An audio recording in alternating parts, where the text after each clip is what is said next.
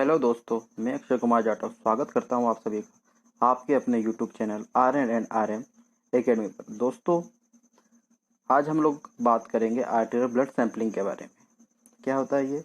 N arterial blood sample is collected from an artery primary to determine arterial blood gases.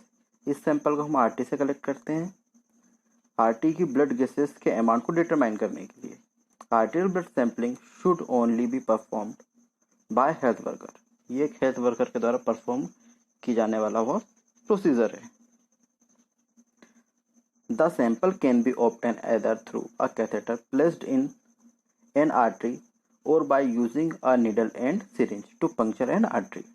These syringes are pre-hypnized and handed to minimum air exposure that will alter the blood gas volume. इस sample को लेने के लिए हम जो syringe use करते हैं उसको हम पहले से हिपेनाइज्ड कर लेते हैं और उसे मिनिमम एयर के एक्सपोजर में आने देते हैं, जिससे कि क्या होता है, जो हमारा अमाउंट जो ब्लड गैसेस का आता है वो करेक्ट आता है। इस सैंपल को लेने के लिए हम आरटी को पंक्चर करते हैं और सैंपल को विड्रॉल कर लेते हैं। Choice of site, there are several different arteries can be used for blood collection.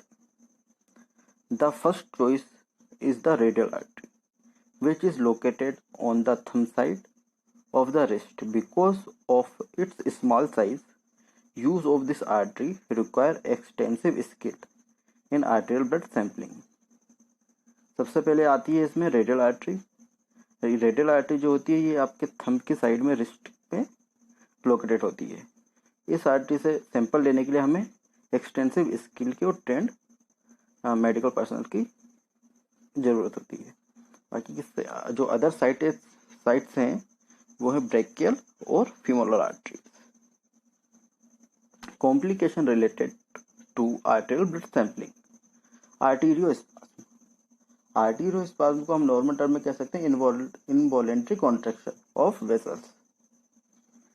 इसे हम रोकने के लिए क्या कर सकते हैं, हम पेशेंट को पहले ही प्रोसीजर एक्सप्लेन कर देते हैं, जिससे कि पेशेंट रिलैक्स रहता है और वो इनवॉलेंट्री जो मूवमेंट्स है उसकी बॉडी का और अदर थिंग्स जो जैसे कि आर्टरीज वगैरह है, हैंड वगैरह, उस पर वो कंट्रोल कर लेता है। सेकेंड है हिमेटोमा और एक्सेसिव ब्लीडिंग। इसे रोकने के लिए हम सबसे पहले तो स्मॉल साइज की नीडल का यूज करते हैं, जिससे कि सैंपल लेते समय आरटी डीप पंक्चर ना हो। आरटी डीप पंक्चर नहीं हुई तो ज़्यादा ब्लड नहीं आएगा, जिससे कि हेमाटोमा होने के चांसेस काफ़ी कम हो जाएंगे। उसके बाद में है नर्व डैमेज। नर्व डैमेज को रोकने के लिए हम क्या कर सकते हैं, हम एप्रोप्रिएट साइट का चूज कर सकते हैं। उसके बाद में है फैंटनिंग। सैंपल लेने से पहले वही मरीज के सारे वाइटल्स हम चेक करेंगे, बीपी, पल्स एक्सेट्रा। अगर ये सारे नॉर्मल्स रहेंगे तो उसके बाद में ही हम सैंपल लेंगे। अदर प्रॉब्लम्स लाइक वही बीपी हाई हो जाना, स्वेटिंग वगैरह and loss of consciousness, other things.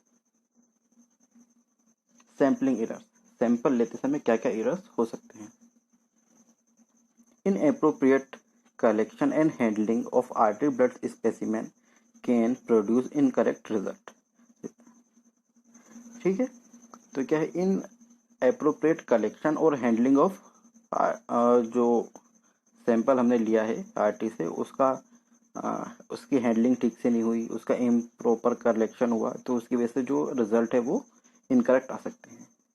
Presence of air in sample, sample में एयर का प्रेजेंस होना, इसकी वजह से भी अपने जो वैल्यूज हैं वो इनकरेक्ट आ सकती हैं।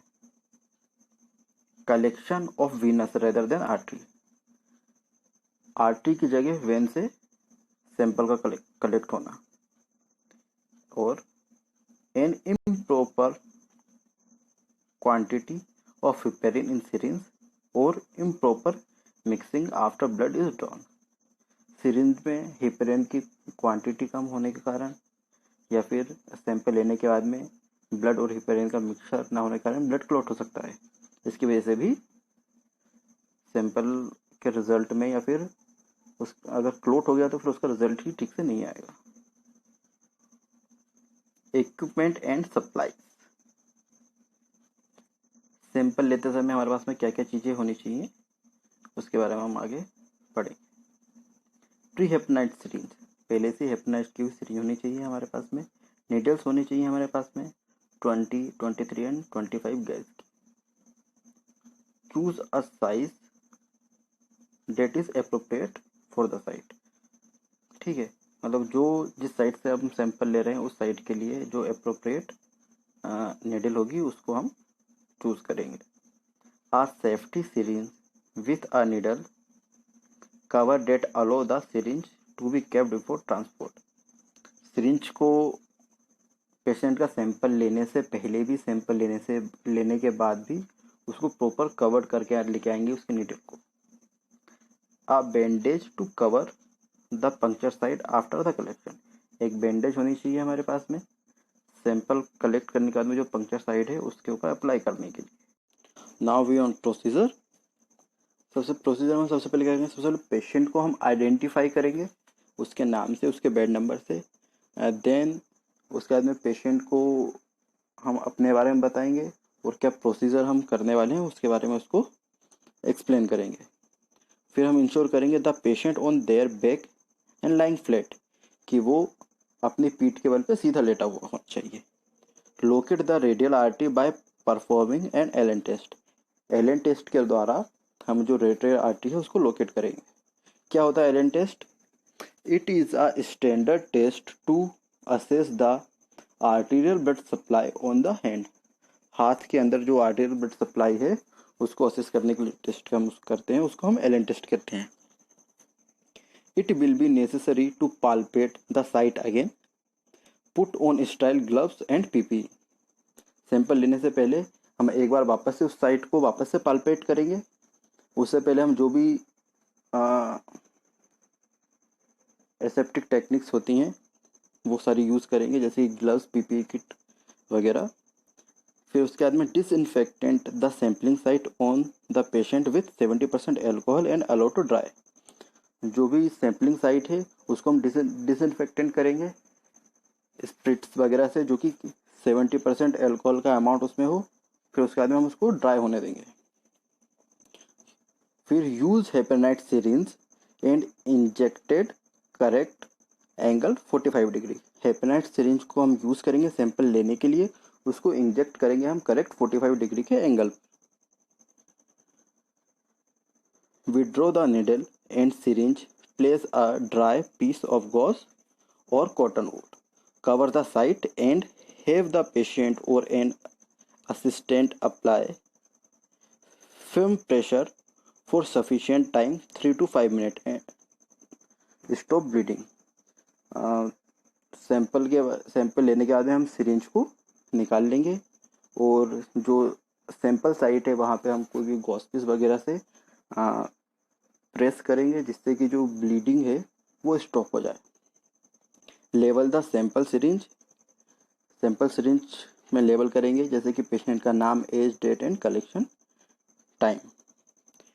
Dispose appropriately all used material and personal protective equipment, जो भी मटेरियल हमने इस प्रोसीजर में यूज़ किया उसको हम डिस्पोज कर देंगे, साथ ही जो पीपी किट वगैरह है उसको भी हम डिस्पोज कर देंगे।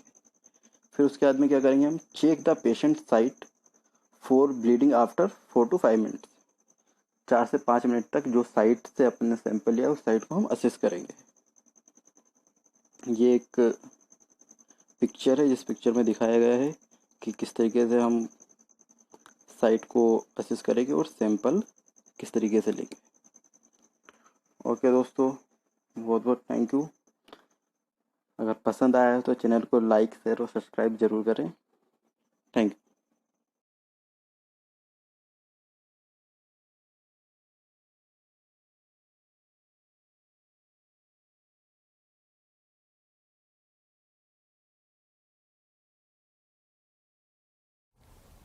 James, I'm just going to do a quick test to assess the blood supply to your hand.